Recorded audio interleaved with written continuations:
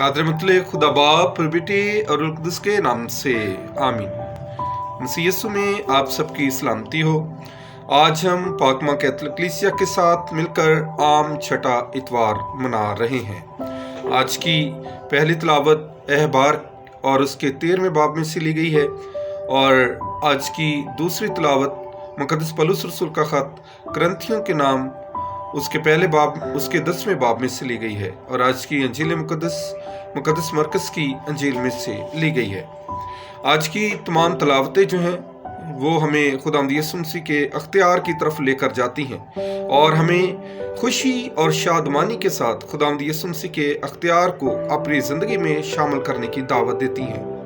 आज की अंजील मुकद्दस में यीशु मसीह एक कोढ़ी को शिफा देते हैं और खुदावंद यीशु मसीह के ज़माने में कोढ़ का मर्ज जिल्द की मुख्तलिफ बीमारियों के लिए लफ्ज़ इस्तेमाल होता है जिनसे लोग डरते थे। और ये कोढ़ जो है ये छूत की बीमारी है जो एक दूसरे से फैलता था और इसलिए ये ला इलाज था और जो कोढ़ का मरीज़ होता था वो लोगों से अलग रहा करता था और उसके लिए ये शरीयत में ये हुक्म था कि वो अपने सर को ढांप कर रखे और उसके बाद वो ऊंची आवाज़ से ये कहे कि नापाक नापाक नापाक।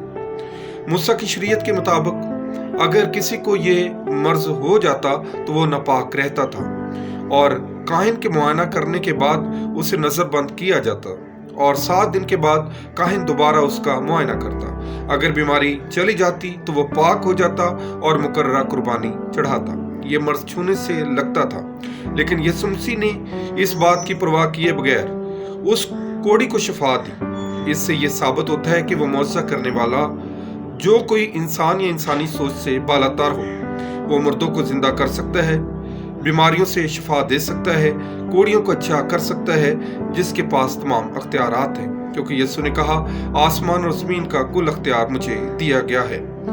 कोई भी मेरे बगैर आसमान की बादशाही में दाखिल नहीं हो सकता है। हमें चाहिए अपने आप को खुदा के सुपुर्द करें, अपनी जिंदगियां यीशु मसीह के लिए वक्फ कर दें ताकि खुदावंद यीशु मसीह खुद हमारी जिंदगियों का निज़ाम चलाए और अपनी खिदमत के लिए इस्तेमाल करे और अपनी मर्जी को हमारी जिंदगियों में पूरा करे। आज का ये इतवार हम सब के लिए बाइस से बरकत ठहरे। आमीन।